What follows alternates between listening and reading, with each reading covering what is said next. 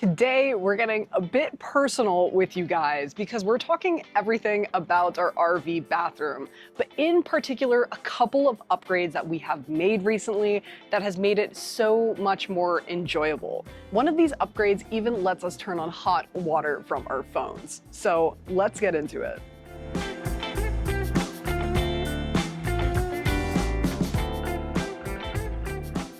Okay, so before we get into our upgrades, let's show you guys a little lay of the land. This is our bathroom that we've been using for 2 years. So it's actually on the more spacious end when it comes to RV bathrooms. We have a whole separate room here for our toilet. We have plenty of mirrors. We have like way more medicine cabinet than we know what to do with. Our sink is right here. We have this little cubby for like our toiletries and stuff like that. And then our shower. So it's actually pretty spacious when it comes to RV bathrooms, specifically the shower. Like I have plenty of room to spread out and move around. I might look small in here, but we've gone on plenty of RV tours and I'm not even able to stand up on the inside. So I'm 6'2", have, I don't know, depending on where I stand, like, I don't know, a full 6 to 8 inches of head clearance. If I stand right on the edge, I just have a tiny little bit, but we've done small upgrades here or there, like a shower head. We've upgraded the sink faucet. We actually even wrapped this countertop in like a contact paper, but these are all just like little minor things that we were doing during our basic renovation. But I'm gonna have Gabby get into the more key upgrades that we've made recently that have really improved our quality of life. So upgrade number one is a new shower faucet valve. So we could take a quick look here. Saw it when Brendan probably did his tour, but that is the new valve there. So this valve, what is so nice about it is that the left-hand side controls flow and the right-hand side controls temperature. Previously, what we had here instead were the typical shower valves that one side controls cold water, the other side controls hot water, which in theory, that would work absolutely fine if you had unlimited hot water to work with or an unlimited water supply to work with. But when we're boondocking on a limited water supply, we have a 6-gallon water heater. You want to be as conservative as possible. So finessing with the hot and cold really quickly to turn it on and then shut it off is what we were doing. This shower head does have an on and off on it, so it'll cut supply here.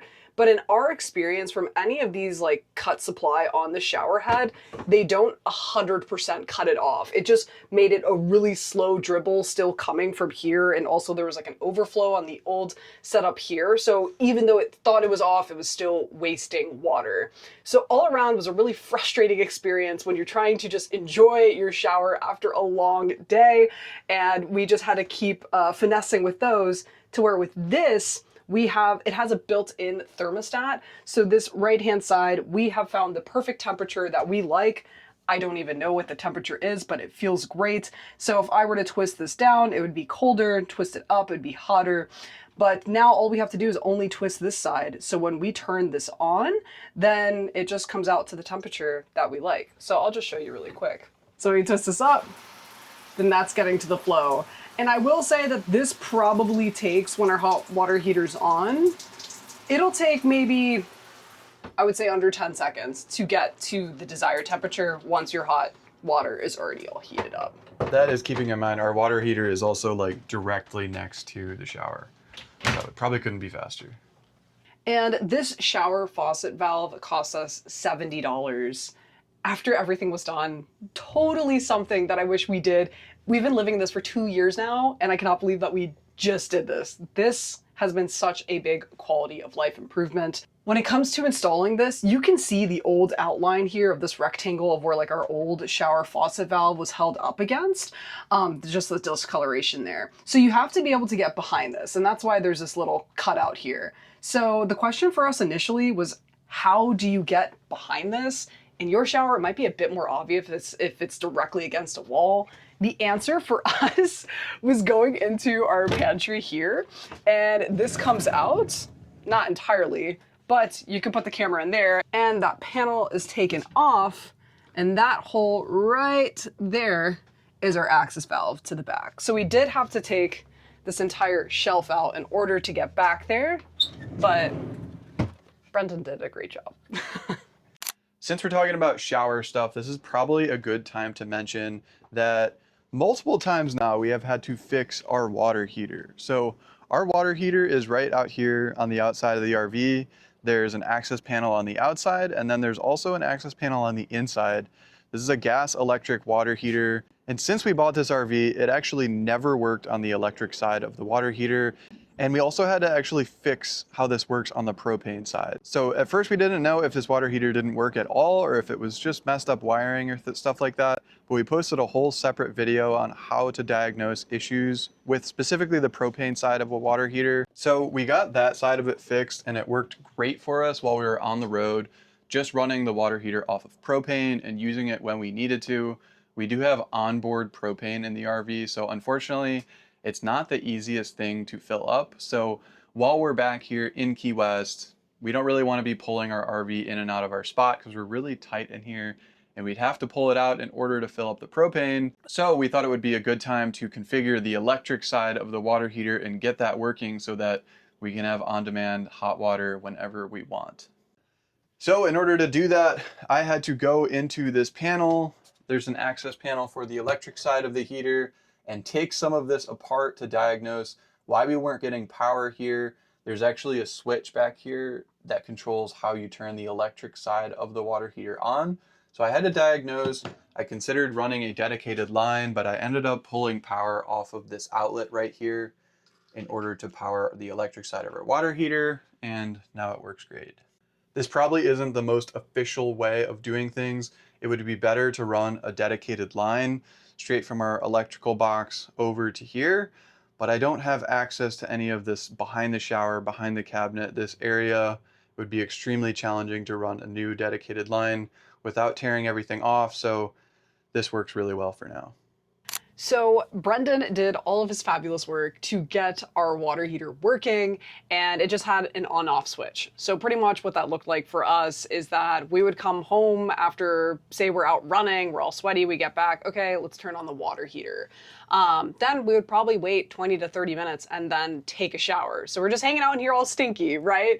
So that's what I had the idea of, can we get a Wi-Fi based switch for our water heater? Because if we're able to do that, we always have Wi-Fi because of our Starlink. So in theory, from anywhere, we should be able to turn on our water heater. So that is exactly what we did. I know Brendan showed you this tiny little compartment, but in this compartment, it's a little jimmied right now that we don't have this switch on an official, like within an official box, but we can see like a green light here showing that it is connected to Wi-Fi. So the app that this works with is called My Leviton app. So within that app, we'll show you guys a screen share of that, but essentially within the app, you can just open it up, turn on the water heater, and then the water heater's on. The water heater does have a decent power pull. So when we went to Home Depot looking for switches, we got a Wi-Fi switch initially that we were about to buy, and then we realized that it was very limited on the amps that it could put out because the switch is designed just for a regular light bulb, which has like no power draw in comparison to something like a water heater. And this water heater can pull up to 15 amps, which is what that switch is rated for. That switch was actually on a bit of a sale at Home Depot. I guess no one's really buying them. But I believe that switch cost us around $40. And for $40, the use cases that we've done is such a life improvement. Like, we're in a run club, and after our runs at the beach that we go on, as soon as we're done, we just hit turn on water heater, and by the time that we get home, we can take a shower immediately.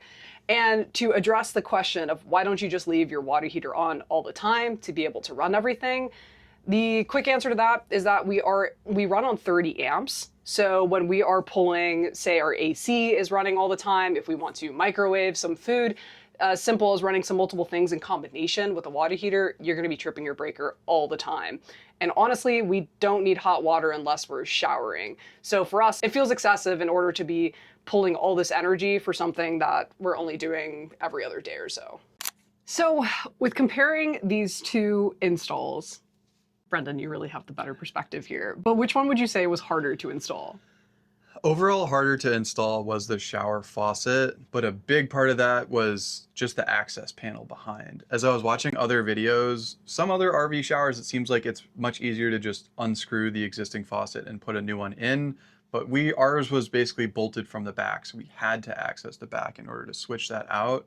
So switching that valve was probably a little bit harder. I'm gonna say maybe it took 2 to 2.5 hours. It was honestly just kept pricking off parts and trying to get to the internal content, seeing how it was constructed. And this is keeping in mind that ours is 25 years old, so I couldn't find any videos online of actually how to do it. So that was a little bit harder, but I will say, I think that upgrade was worth it a little bit more. The shower faucet valve? Yeah. That over the Wi-Fi. Yeah.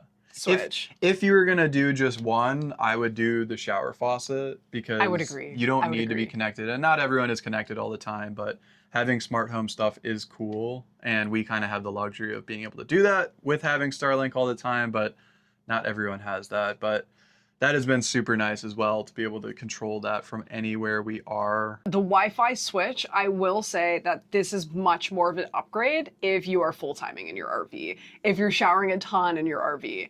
But if you're just taking out your RV time to time, realistically, you don't need either of these upgrades, but the shower faucet valve is still so nice. Like, I would say that upgrade is still worth it for the cost. I mean, I've already forgotten what it's like, but it's so annoying when you have a hot and cold valve and you're trying to get it to the right temperature every time. And you're doing that as the hot water is heating up. So it's changing as you're taking a shower.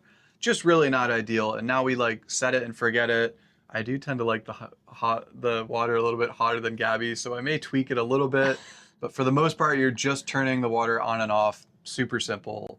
Just, I don't know, something we don't think about anymore. Guys, if there is one bathroom upgrade that you could not live without, please do drop that in the comments section below, because we're always open to making new upgrades. So if there's something that we missed here, please do let us know. And thank you so much for your guys' love and support so far, and we will catch you guys next week.